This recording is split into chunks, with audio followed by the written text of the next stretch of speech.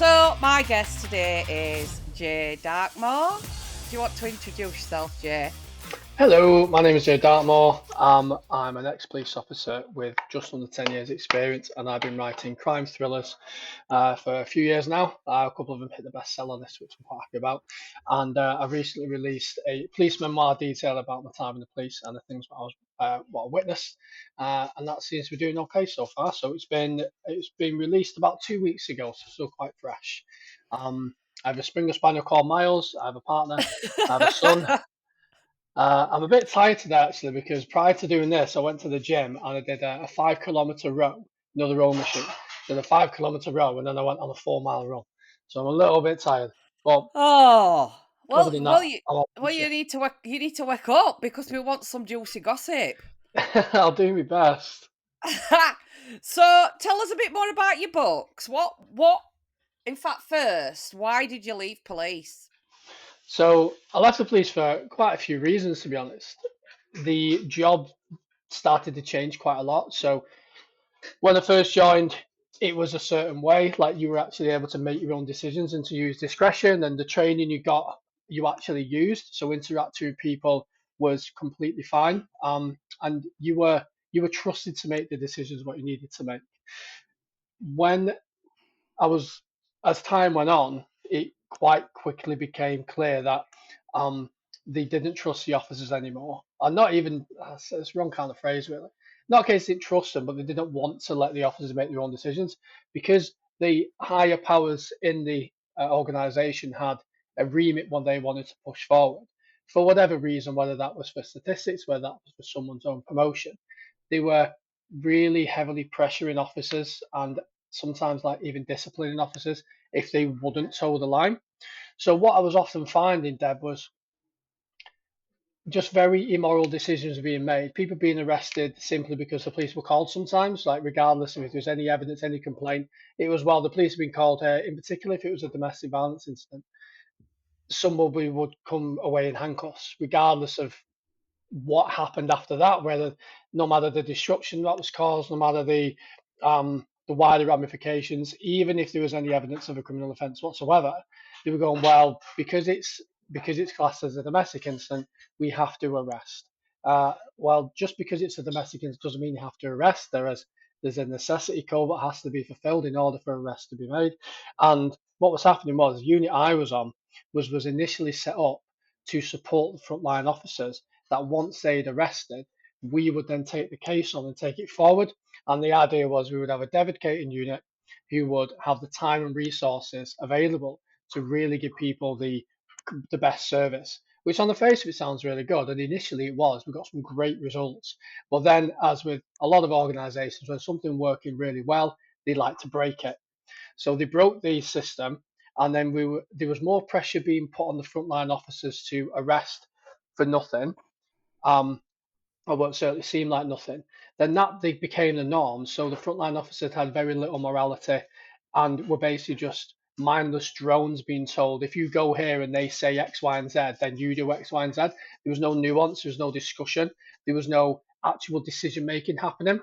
And the quality of the officers were coming through were uh, getting less and less, able to think for themselves, and the quality of officers which were on the front line were reducing in numbers, reducing in experience as well, because a lot of the older officers moved on. So you had very, very limited in-service officers training even more newer officers under this whole remit. So that pressure was building, and of course that then filtered through to the team I was on. And then what we found was the the amount of work we were getting where there was no evidence, and it would be a case of you'd spend 12 hours of your day essentially closing down an incident and going through all the hoops. Meanwhile, there's this case over here which really needs your attention because it's a significant risk to somebody. That was being neglected because the amount of unnecessary work you had to do. And eventually, it just got to the point where I was like, I cannot do my job anymore. I cannot help people anymore as much as I want to. And I got some very, very good results for people because of my subject passion and how much I wanted to support people of particular crimes because of the interest to me. and it just got to the point where I wasn't able to do that, and it was a hard decision to make. But I just thought, look, I'm now getting ill. It's making me ill with the pressure and the stress. And from speaking to a lot of other officers, obviously since releasing the book, since speaking to other officers, I've had so many other cops say, I've handed him a resignation today. There was a contributor to the book who works for a very large metropolitan police force saying that they were in on their intake, there were 2,000 officers joined. About 18 months later, there's about 200 left. They said that they've had 200 officers join recently, and triple that number's left. They told me on the day they handed in their resignation, about 6 other officers did. So we're losing police. People aren't getting the support they need, and the pressure's just constantly building on the frontline officers. And then, of course, the media and the government love to kick the police when anything goes wrong, or even the police are doing a job. They're all over Facebook, TikTok, social media, and it's like, well, and you're not paid very well. I mean, people think the police officer, see on paper, they go, "Oh, a police officer earns £40,000 a year. That's a good wage." Well, in relative terms now, it's not. And when you consider what the police actually have to do, you can go to an incident. About 35% of police officers now have PTSD, and they're still expected to go out and do what they need to do. You can be dragged from literally a hanging and then go and speak to somebody about someone damaging the fence, and then you can be dragged to do a car crash, and the adrenaline what someone can go through in even just a normal shift, the adrenaline dump can proper fry people's brains. So it's no wonder there's so much PTSD involved. And then what else have we got? We've got the PTSD. Um, you are there's a violence as well towards the police. There's a ridicule what the police get, and yeah, it's not a surprise that so many are leaving because a lot of the time it's just not worth it with what you have to put up with and the way you get treated often by the people who are there to protect you. So your senior officers who are more interested in their own promotion, and they're willing to destroy a certain area of policing because then when they get a promotion, it's no longer their fault, it's no longer their problem. And I certainly didn't think when I joined the police that it'd be treated like a very corporate business. And it's Mm. not the officers on the ground's fault. The officers on the ground, and even up to the rank of sergeant and occasionally inspector, they are there for the right reasons. They're there to support people. The difficulty is when you get really higher up and people in those senior positions are pure looking after their own career and their own pensions and their own reputation rather than the decisions what they make and how they affect the people below them. So that's a long way of answering saying the job's totally fucked, to be honest. Yeah. Yeah. What do you think needs to change with it all? Why did they break something that were working? Because because with that it was a very good idea, and then the person who created it got promoted off the back of it, and then someone else came in and went, "Oh, we can make this run better," and by doing that they broke it, and then but they broke it in a way which would benefit them. So one person came in and said, "We'll make this dedicated unit so it improves detections and results at court." That's quite difficult because that involves a full investigation with a positive outcome. But of course, that's what we want. We want the evidence. We want to prosecute nasty people when they do horrible things, and we want to support victims. So that person would have been promoted off the back of that and the results we were getting. But then someone else comes in and goes, "Well, if I just run it the same way, it just further benefits the person that's come before me." So what I'll do is I'll say, okay, well, the drive now is on domestic abuse arrests or arrests in general or stop and search or intelligence reports or traffic tickets or you name it, insert quota here, because that means that on paper when they go for the next promotion board they can say, look, under my remit we've had X amount increase in this statistic that makes them look very good, meanwhile completely neglecting the effect it's had on all the people below them, because nothing exists in a vacuum, does it? There's no solutions, only trade-offs. So yes, we might say, okay, arrests have gone up, more people have been arrested, but while completely ignoring the detection rate, which is plummeted, the faith in the police, which has dropped off a cliff, Mhm. complaints going up because people aren't getting aren't being spoken to, not being updated, cases taking much longer to get to a result or to get to the Crown Prosecution Service. The Crown Prosecution Service are getting very upset with us because we're sending them cases which were never going to go anywhere, but equally the bosses in between don't want to close a case because then that looks bad on them. They look like they're closing all the cases. So they want them to be sent through because it's easy for someone else to make that decision rather than them to make it. And you're neglecting the effect it's having on officer morale. While I was in the police, when I first started, it was quite rare for someone to leave, and it wasn't very often someone would go off sick either. Mm. Near the end of my service, it was going out of fashion the amount of officers that were going off sick, or the amount of fashion, or the, out of fashion the amount of officers that were leaving after just 18 months of service, a year of service. Officers that would be very could potentially be very very good, but because they're in that environment, it was too much, and you get very little training on how to actually do your job properly. And it's not just a case of the unit I was on. I've spoken to officers that were on the other side, on the response side, and the pressure they're under to hit these quotas. And if they don't, then they're being put on action plans, or they're being moved departments, or they're being reprimanded in some other way. And Mm. ultimately, it all affects the service to the public. So, what I think needs to change is I think that the officers in charge of making the decisions need to consider the impact that they're essentially stop thinking about yourself, and the decisions you're making have a huge impact on everyone else. Because yes, you might get two more steps up your promotion ladder before you retire and get a nice pension, nice lump sum.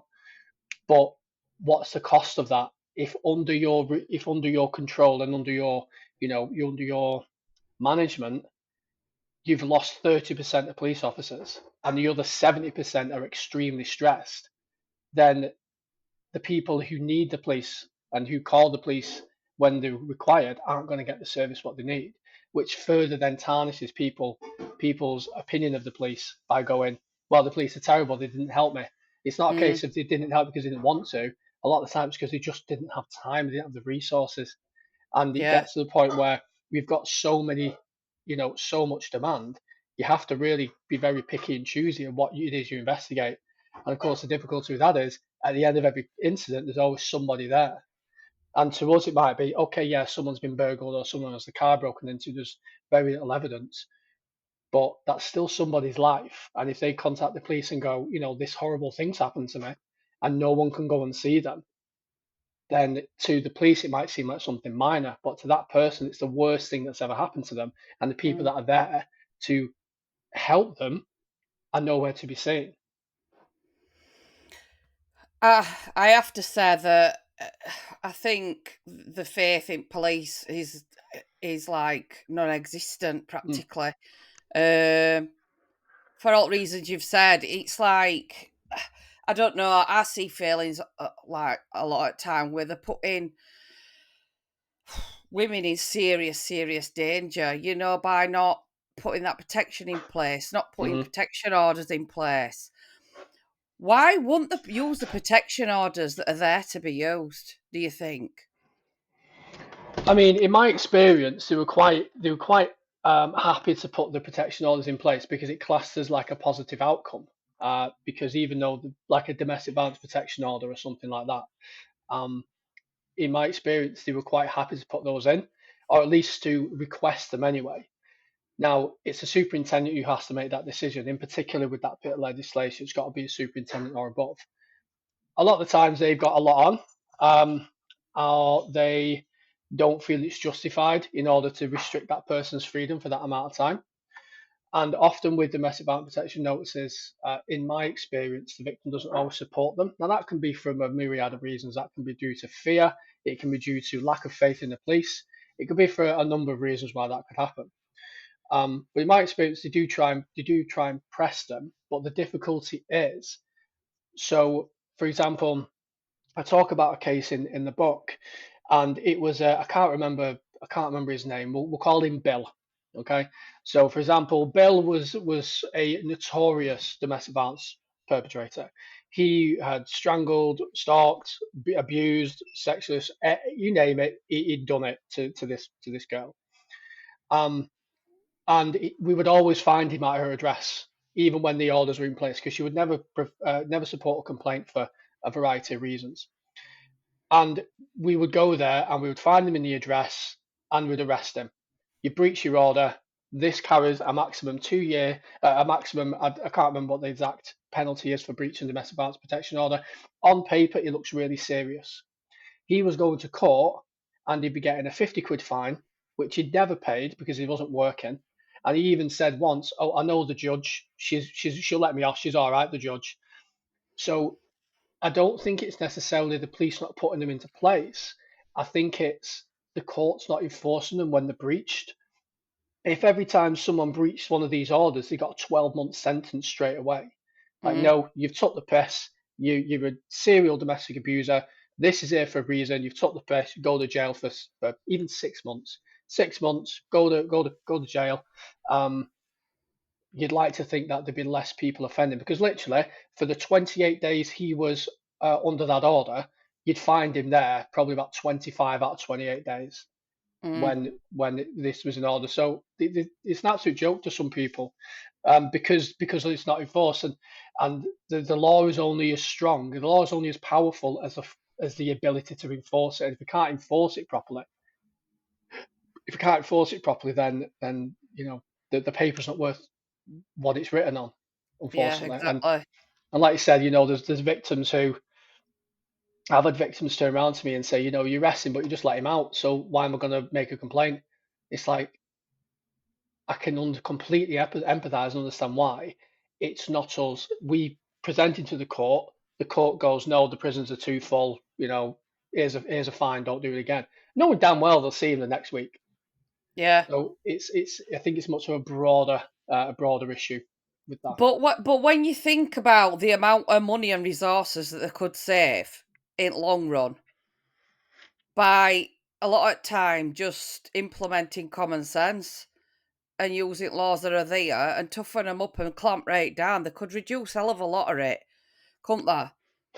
Yeah, I mean, absolutely. So if you consider that, say, the cost of 10 police call-outs and 10 lots of arrests and 10 lots of being in custody, I managed to work out that uh, using, through research, that the average stay in the police custody suite, if for about 12 hours, is around £350.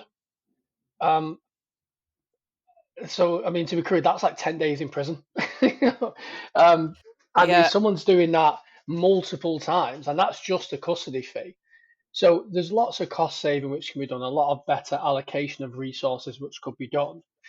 But I mean, I'm sure that the Crown Prosecution Service have their own quotas they have to hit, and they have their own targets and their own, oh, we're focusing on this week, we're focusing on that this week, and it'll change, and it always seems to change when it comes to statistics and money and funding. Um, I just think there needs to be somebody who can come in and look at the entire justice system, look at how the police are spending the money, look at how the prisons are functioning, look at how the courts are functioning, look at the Home Secretary, what their priorities are, and just go independently. Right, we don't need this middle management here. This prison, you can let him and him go. Make sure he stays in. This is causing loads of issues. Let's bring these people in. If they get locked up, then they get remanded straight away. And look at where the money's going, because Yeah. one of the reasons why so much of this shit is happening, which is ultimately failing the public, is all because of money and it's because of Mhm. funding. And because the police are scrambling to try and get as much funding as possible through showing, look, our crime rates have gone up, or our arrests are going up, we need more officers to because the demand's clearly high. It's to do with funding and money. Now, surely, if you only had so much money to play with, you would be looking at, okay, well, how do we reduce how much we're spending rather than let's try and keep getting as much as possible. Yeah, because obviously that would mean prevention, and prevention's too much common sense, isn't it? Let's face it. They'd rather wait while it's crisis with everything. But we did a rough estimate on a case that um I've been working on for over 2 years. Right. And from start to finish, it's knocking up for £1 million Wow. And because what kind of case is that? Can you tell me? there's Or? No, but there's Right. family there's victims' right to review involved and all of Right. that, and CPS and family court and, uh, social workers, all of that malarkey.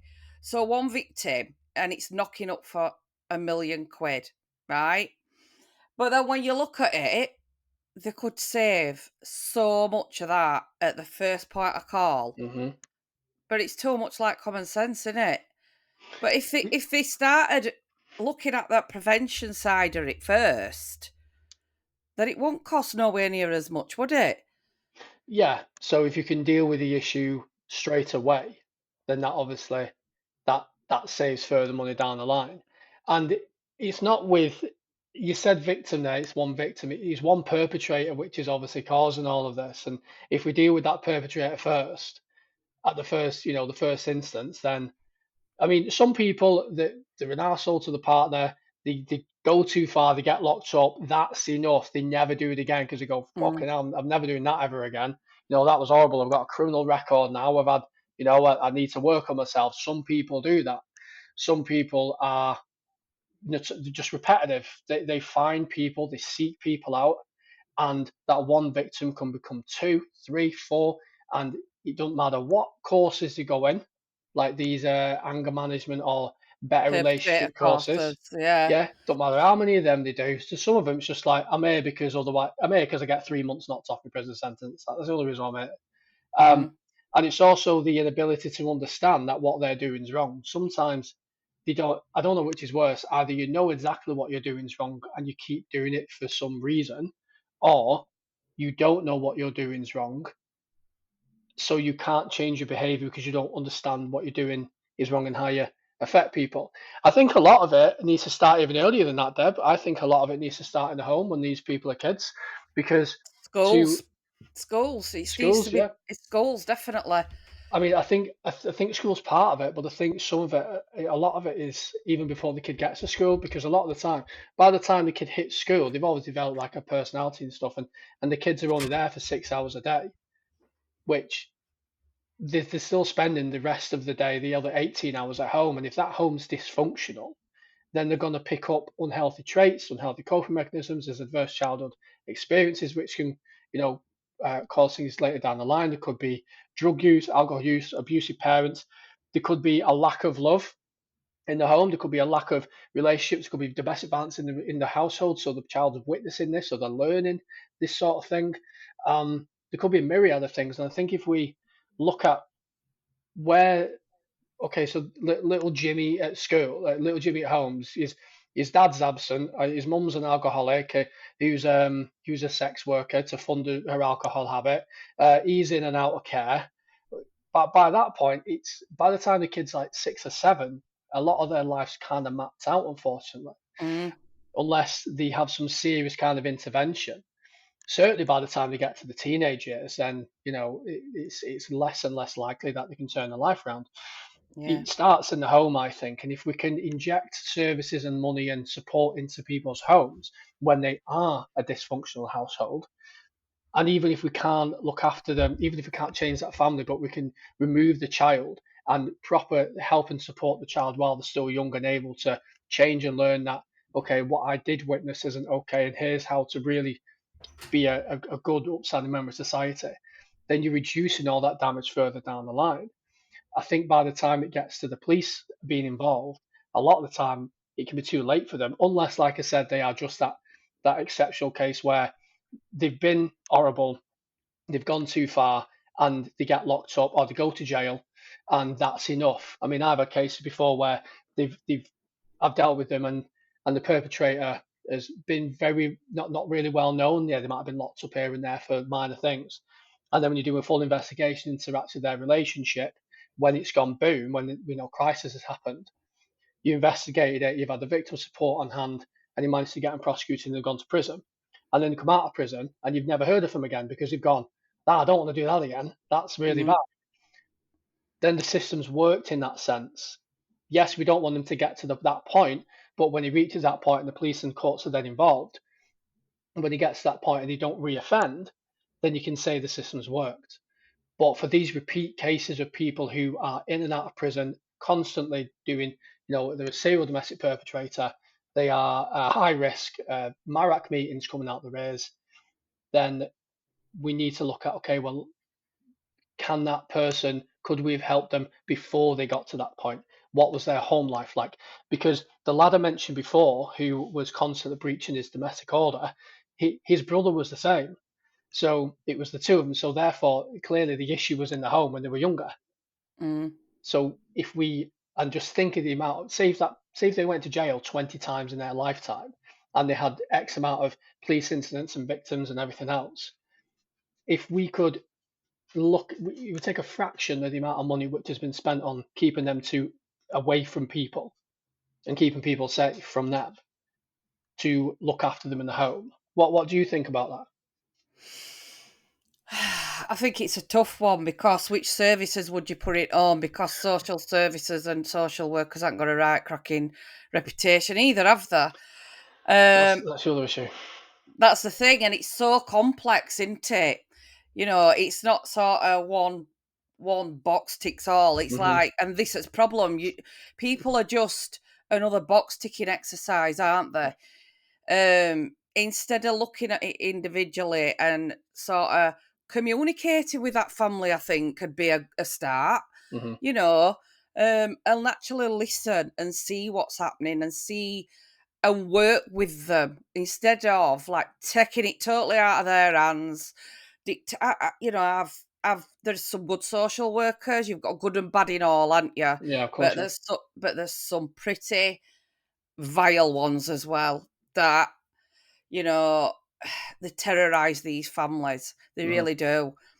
Um, and I don't know what the solution is to it all, but I do think by clamping down on it, like they did, and I keep referring to riots, they managed to stop that pretty sharpish, didn't they? If they make an example of it, people will see that and think, shit, they're not standing for any of this. But it's as though there's no deterrent. It's like now we've got them coming out of prison. I did a podcast day before yesterday, and Haley Johns, her ex, is coming out of prison. He's 3-year sentence. He's walking out after 12 weeks. 12 weeks. 12 weeks he's That's done. insane. That is insane. And this is where the anger comes from, because then you get people who post things online. You post something on Facebook, airing your grievance. I mean, don't get me wrong, before I say that, if you were calling for the burning down of hotels and the destruction of property and the harming of people, then that's a bit more than just airing your issues. What I'm talking about is the people who have been arrested um, for a Facebook post, or they've reshared something on Twitter. There's cases of that where people have been, arrested because somebody somewhere has found it upsetting. Well, if Mm. you post something to a public forum online and it gets 1,000 views, chances are one person is going to find it offensive, and those people are being sent to prison for quite a long time. And then you get, like, the lady you just mentioned, for someone to get 3 years in prison for domestic abuse, chances are there was quite a lot of it and it was Yeah, quite prolonged. it was pretty gruesome. Yeah, It was like life and death scenario. yeah, But and the person. what message is that going to what sort of message is that sending out when we've got a government saying we've got a national crisis, we're gonna have violence against women and girls, we class it as same as terrorism. It's a load of crap because this is not the message that they're saying one thing that are empty words, breadcrumbs, that's what I call them, when Mhm. they make these announcements that are absolutely ridiculous when you compare them to actions that they're actually like delivering. It's just a joke. Yeah, and with you saying just about women and girls as well, like I've dealt with cases involving where the male has been the perpetrator, but I've also dealt with cases where the female's been the perpetrator and the male's been the victim. One case in particular, I mean, this lady was, she threatened him with a knife. She threatened to slash his tires. She threatened to. He had a bit of a cocaine habit, but so did she. He had a very good job. She didn't work. She was, I think, using him to fund her cocaine habit. And then when he said enough's enough and pulled away, that's when the NASA's came out. I spent weeks investigating that. I'm talking phone downloads, thousands of calls, messages, going through them all, itinerizing all of them. Um, a lot of power. She would send him messages via his bank account, like so she got convicted of stalking with Mm, fear of violence because she threatened to hurt him. She also threatened to. She had an intimate video on her phone of him. Threatened to send that to his work. Threatened to post it on her social media where she had thousands of followers. Ultimately, tried to ruin this bloke's life. She got an £80 fine at court, and she got I think it was 100 hours community service, and I think that was it. There wasn't much more than that. And the judge, or the magistrate, I can't remember which one, when this person went and pled guilty, essentially described it as like a childhood, a schoolyard tit for tat breakup. Now, if you imagine that that was a male who was the perpetrator, and he'd threatened to post his partner's intimate images online, threatened to destroy her life, and made her life a living hell, contacted friends, contacted family, thousands of phone calls, stalking for violence, you damn well sure he would have gone to prison. But equally, with that, I've dealt with cases where um, it's been awful, awful abuse, male to female abuse, strangulation in front of children, really nasty stuff. And they got a 12-month suspended sentence. And it's like, you've irrevocably changed this person's life and the trauma they now have. Granted, they're now away from you, but the lasting impact of what you put that person through will last a hell of a lot longer than 12 months. mm, And so, goes back to what I'm saying, Deb, is the police aren't able to give the service to the victims which they need to because of how stretched they are due to decisions made by people who are in positions of authority and power. Then, if they manage to get a victim on board and manage to get somebody to court, the court,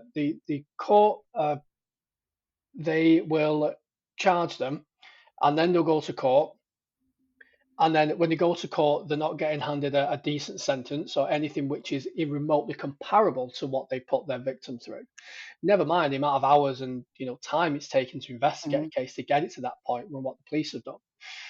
And then even if they do go to prison, like you've said, they might get handed a 3-year sentence, but they're out in 12 weeks.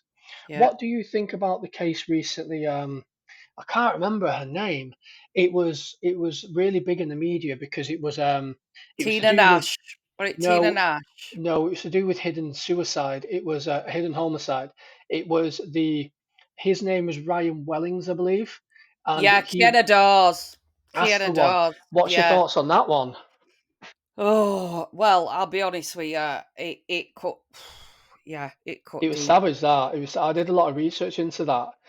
It that cut deep with me, that, because that footage of her dropping baby off at a friend's, walking to a friend's with baby.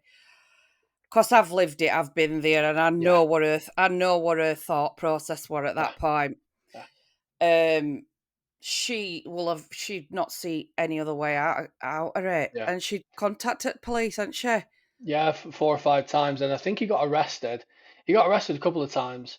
Um, but I mean, God, he'd threatened to set a car on fire. He'd, I think he threatened her with a drill. Said, "I'm going to drill your teeth out." Teeth, yeah, And I think they were only together for. I think within 2 weeks he'd got a tattoo of his face on her leg. I mean, all the warning signs, all the red flags. A nasty piece of work, that lad. And I think it's insane that he wasn't convicted of manslaughter, even though it wasn't a homicide per se. His act, because Jade Monkton Smith talks about the suicide timeline, doesn't she? yeah, yeah. Have And you done it? Have you done June's course? so I did. I got taught it by Rachel Williams, who's the head of Stand Up to Domestic Yeah, Violence. If you, yeah, yeah.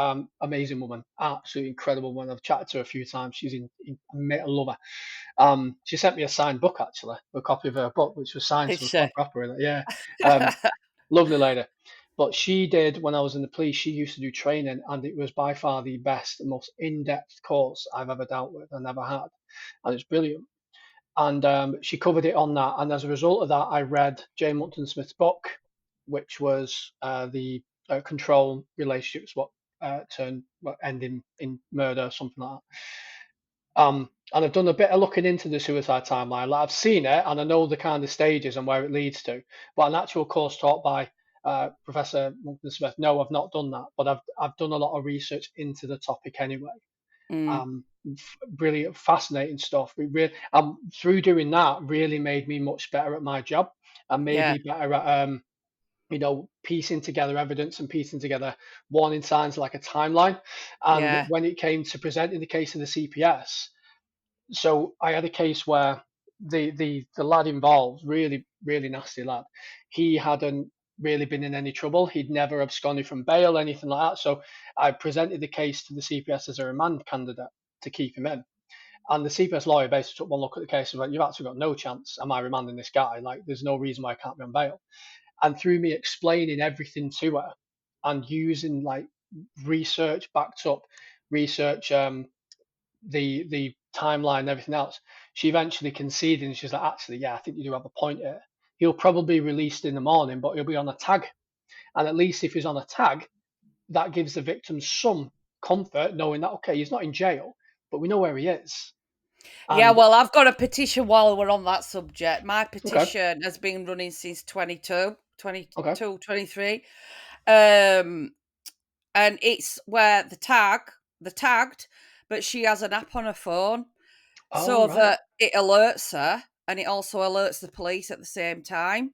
She could get somewhere safe. I mean, they can't get out of it because of technology we've got these days. It can be done. This is how I see it now. So if he's coming within a certain distance, it vibrates and warns him back off. I'd go one step further and I'd microchip him, to be mm, fair, or her, whichever, because like we've said, it can happen both sides. But yeah, of course, um, it alerts them to say, "Look, back off. You shouldn't be anywhere near this person."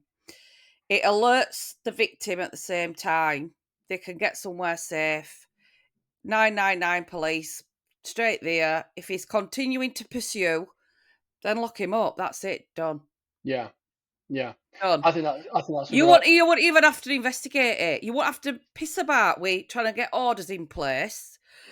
There'll be none of that. You won't have to investigate it. It's there. Evidence is there. What's insane is I've never understood this. So when the police find somebody, like I mentioned that chat before, he'd be inside the house, um, breaching his order, you would still have to go to the CPS because it's classed as a domestic incident, and only the CPS can charge a domestic incident. So even though we've gone and we've seen him, we've got hold of him, we pulled him out of the house, or someone's on a tag and they are there with the victim, so the breaching, you'd still have to go to the CPS. So that can take 5, 6, 7 hours, making the case, preparing the case file, and then the remand application, speaking to the lawyer over the phone. Well, it's like over email now. Um, but even that could save so much time. Have they definitely breached? And you can confirm that, yes. Do you have Yeah. evidence through an application which says, yes, there is no doubt in anyone's mind that this person's done this? Yeah, right, okay. Police charge themselves. That saves time, saves money, saves the CPS lawyer, saves so much effort. Just a small change like that could Mm. massively improve productivity. It would. It would. It would 1,000% save lives. Yeah, It would save 1,000% save money. Um, Lord James Tinson Smith went over to Spain because I sent this petition. Yeah, like I said, I think you were 22. I'd wrote to Home Office and they said it weren't something that the government's considered. Anyway, right. I pursued and pursued, and he went over to Spain, and it's working. It's working in other countries. So So it's why? in other countries, is it? It's working, yeah. It's working. And yeah, so hopefully I'm hoping that gets put into play. But there's also as well, have you heard of Kulpa App? No, tell me about that one. So this is another technology thing. There's all these things that could come into play that would clamp right down on it, and I Hmm. can't for life for me understand why they're not doing it. So Culper app is a free app. Simon Frank developed it, I'm doing a podcast with him. Well, we went to do one a few weeks ago, but he ended up going to America and did it. But he's gonna do one with me. But yeah, I've spoke to him a couple of times. But the app is downloadable and it's free, and it's basically the victim can upload her evidence as it's happening. So that's email, text message, videos, out like that in one place. She can uninstall it. I keep saying she, but he or she Yeah, can. I know what you mean. Yeah, Yeah, so they can uninstall it with their unique pin. They can put it back on. It's all there in one place. So like for a victim, they might think, "Oh God, I've got to phone 101 over this text yeah, yeah, message just yeah. because it's to report it. It's an incident." Da da da. Well, with this, they can just upload everything, and then we use it with some women that we support, and they'll say to us, "Is it worth phoning them, or do I just put it on my Kulpa app?" So we'll go, just put it on Kulpa app because it can accumulate, and it's Hmm. that timeline or incidents that's easier to follow, isn't Yeah, it? yeah, 100%. It can then be emailed directly to the officer. Can't get lost. Evidence can't go missing. I am saying to this Simon, oh my God, you are a genius. It's court approved, CPS approved. It's a no-brainer. And are they going for it or? Uh he's trying to get, well, it's the police that's got to invest in it now. So yeah, it's same old, isn't it? Yeah, But how much resources would that save? tons, Than tons. than women or men going into a police station with Aldi carrier bags full of bloody paperwork that Yeah, you've got to text sift. messages, everything. You've got to sift through and blah blah blah. It's all there. It's dated. It's timed. Everything's there. Because that's one of the hard parts about investigating the incidents is if there's such a huge volume Yeah, of the evidence, it is that creating that timeline and that because if you just send 50,000 images of text messages unorganized to the CPS, they're just going to send it back and go, "Look, do your job." And it's yeah, like, okay, yeah, I'm trying, but at the same time, being pulled here and everywhere. yeah. And a lot of the time with the officers I would work with is it's not for lack of trying, they try their absolute best, but it's just the resources and the time what they've got. So any little thing like that, what can help them? You Massively. might have to save an hour. Well, it's an hour. It's But six that's not. minutes. But yeah, exactly. But it's not just for victims of domestic. It's for victims. Mm-hmm. It's it's for kids that are being bullied. It's for any sort of evidence that you need to get. So it's like I said to him, it's a massive, massive game changer. Mm-hmm. But they've got to invest in it. They've got to invest in these things, and they would save an absolute fortune, wouldn't they? Yeah, absolutely. Like, Plus, and also, it would save the victim having to be kept re-traumatized by having to phone 101 or having yeah. to go down to police station and they've lost that evidence or whatever. It's all that additional trauma. They can't lose evidence because it's there. It's in cloud.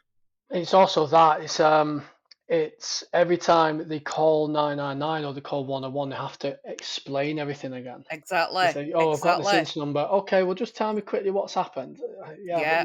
it's the fourth time today I've called. Yeah. Exactly. Exactly. So it would all be there. So even if there's two officers working on one case and one's gone off sick or what and somebody else has come into play or social worker or anything, all they've got to do is re-email straight directly to him. It's all there. Yeah, yeah, 100%. Um, it would save loads of time. Just bits of technology like that. I mean, I remember seeing one called Hollyguard, Yeah. and that looked really good. And what we could do was we could give out like licenses to high risk victims. We give out a license to them. I think you have to apply for it, but it was relatively quick, to be fair. Um, Yeah, but Hollyguard tracks it won't alert her if he's no, so it's more of like a safeguarding tool yeah, for the victim, isn't it? yeah, it Which is. was But very good. I think that it needs to be where they're tagged I and think that'd be a great idea. So would you be looking at like if they log on the phone, they can see where they are? as well. No, because they're not gonna they're not gonna be able to do that, are they? Right. That's Right.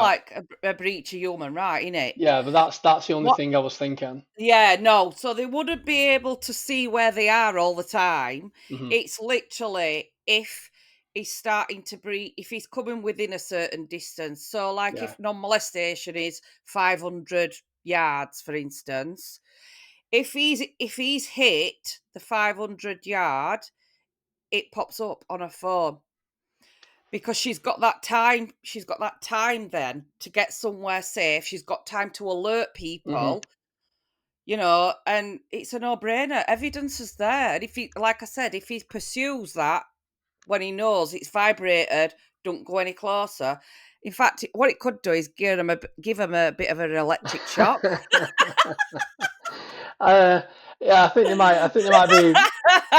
They're not I going to go think for they're. that. I think they're less like. I mean, as much as we'd like that, I think they're less likely to go for that. Yeah, of No, they're course. not gonna. They're not gonna go for that, Jay. But What about um, when it comes to family courts? Because we know that abusive partners and manipulators can use the courts as a weapon when it comes to kids, like an extension of abuse, can't they? the problem is they're not joined up, are they? So a No. perpetrator, the family court is another shower of shit. To be Hmm. honest with you, it's that's how I say it. I call entire system an absolute shit show. I've got a plaque in my office that says "absolute shit show." Absolute shit show. Somebody bought it for me. It's my Brilliant. favorite. It's my favorite saying. But they're not joined up, so a perpetrator can admit something criminal in family court. Makes no difference because it won't stand Wasn't in for out. court. Yeah, yeah. So it's like that's another thing. It's all kept behind closed doors as well, isn't it? So Yeah. it's horrific going through family court. Yeah. I've Horrific. I've got I know a friend of mine who has just been through all that, and his ex was abusive and made his life hell, and then made false allegations. And of course, because of the remit of lock everybody up, if there's an allegation, he went through the mail, obviously found no further action to be taken because there was no evidence. But then his abuser was able to say, well, he went to court, he got arrested for assault. No assault ever took place, but on paper, it Yeah. shows you've been arrested for assault. Yes, there was no further action, but you don't really read that bit. They read you've got a PNC record here, so it shows for domestic assault. Well, they've said that you're abusive in a relationship, so no wonder they're not letting you see your children. And you're at the family court supplied to see your children. Why am I going to let you when you apparently beat your children, beat your partner? But there's no evidence of that, and this is an extension of abuse from the perpetrator to continue to harm and distress the victim. Um, Mm, and and again, Dev, just with what I was talking about before about the whole thing of police aren't investigating incidents now.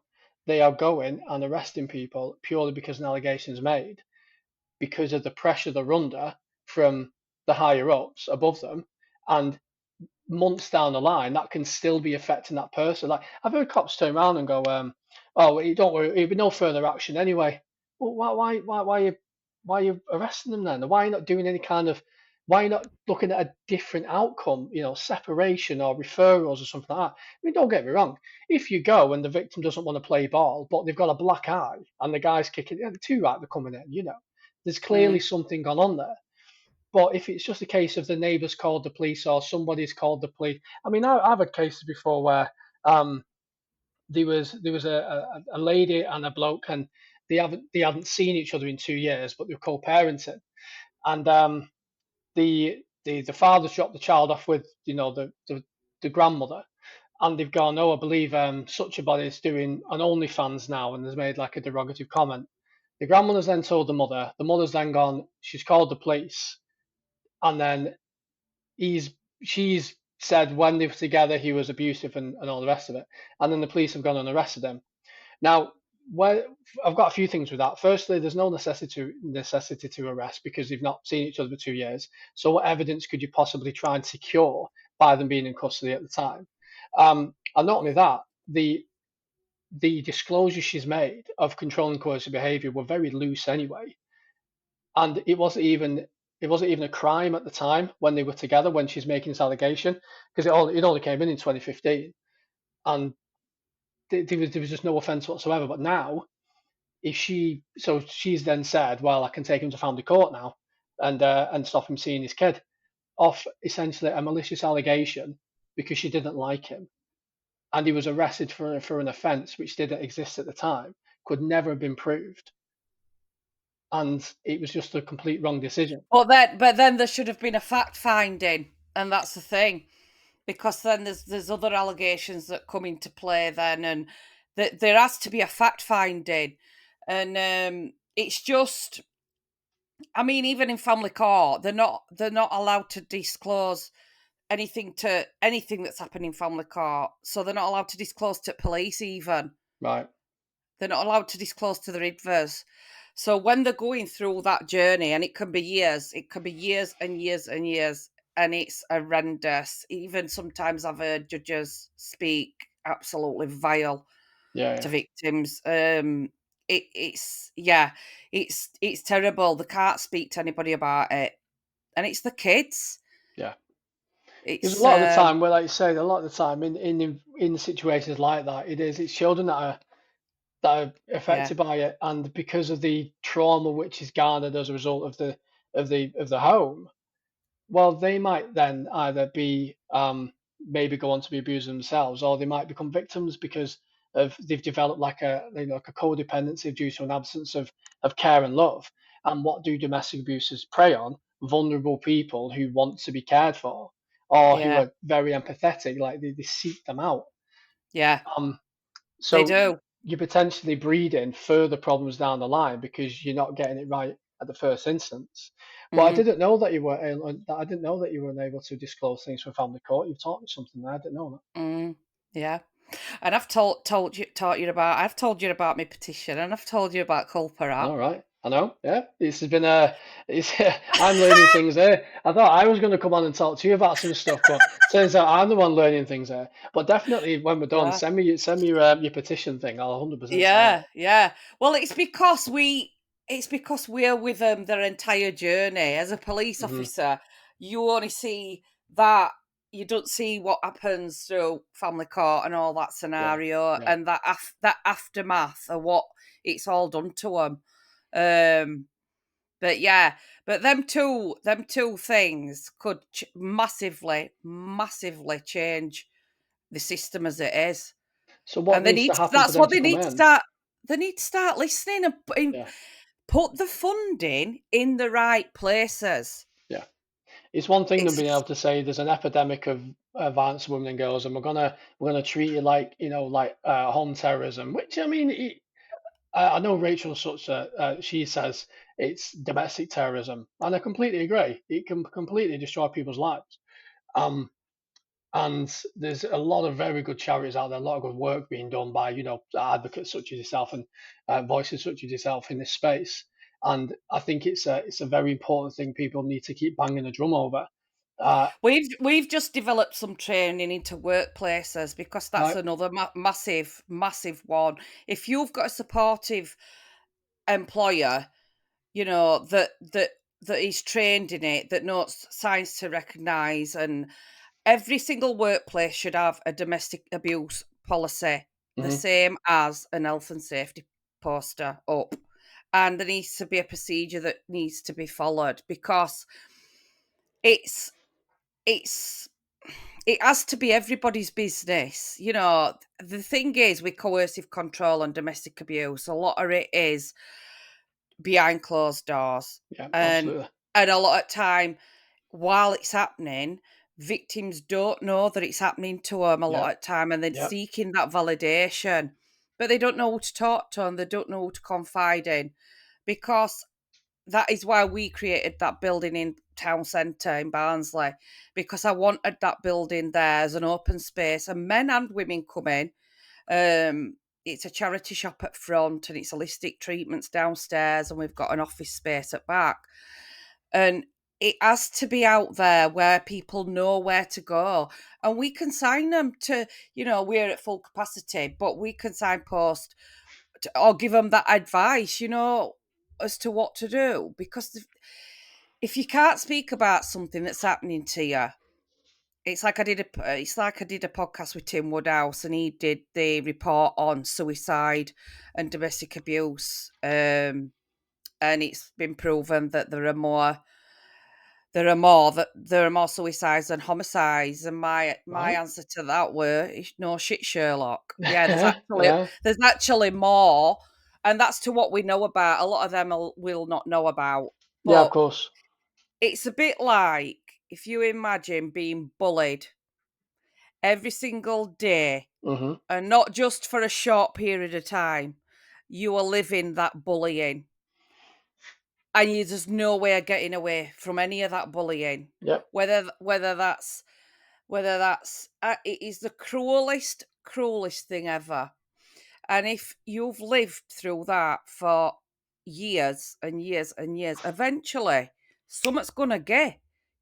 You can't take any more, and that is where it broke my heart when I saw Keanu Dawes taking that little baby. And Yeah. that scumbag, Yeah. he has got the right to apply to family court to see that little girl. And you know what? They will allow it because he's got parental responsibility.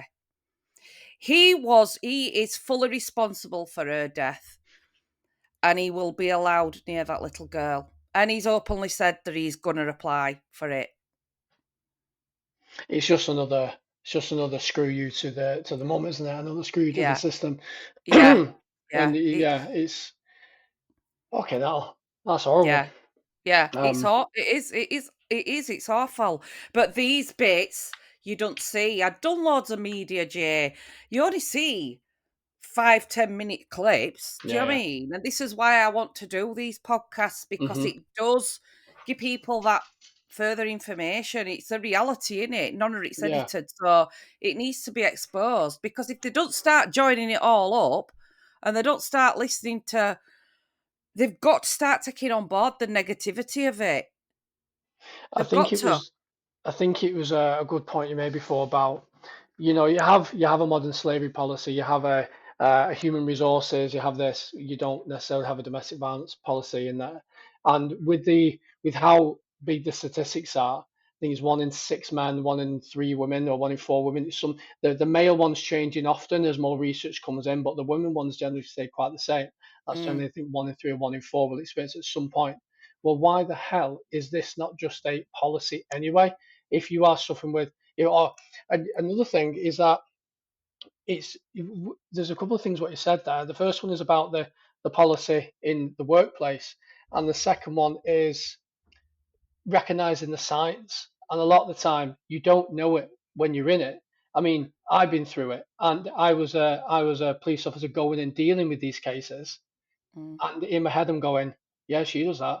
She does that. She said that Yeah, before. yeah, yeah, But you normalize it, or you say, well, it's because they were stressed, or maybe I did say the wrong thing there, or you know what, maybe I do need to try harder. And it's no, absolutely not. I mean, yeah, I'm in a very happy, amazing relationship now, a million miles away from what I've been through before. And it's like, oh, I can actually say what I think, and I can have a normal discussion with someone without being screamed at over the slightest thing. I don't yeah, have to watch what I say, or if I want to go out, or if I speak to this person. I don't have to do all that. And it needs to be taught, like you said before, in schools. It needs to be taught of, because we have, like, sex education, we have all this stuff, yeah, the yeah, kind of mechanics, physical mechanics of relationship. We don't have the, okay, but if your partner starts to telling you what to wear, is that bad? Well, if it's, and then you've had a bit of context to it. Okay, but say they do that as well. And then you say, how's your day been? And they freak out and fly off the handle and start smashing the house up because you've not asked them a specific question, or you've said the wrong thing. Or if you feel that, they something happened, but they're telling you it didn't, teach them what gaslighting is, teach them what control is, teach them yeah, what coercion is, teach them what it actually looks like if you are being manipulated. The signs. Have you seen your friends very much recently? Has that changed since you got with this person? What happens if you do want to see your friends?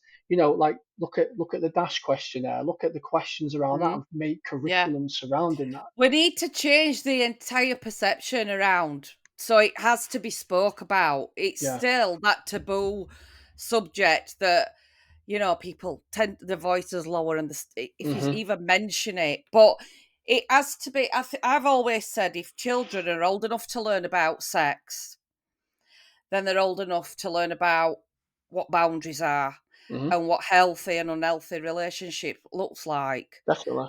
That's definitely where it needs to start, but they definitely need it in workplaces.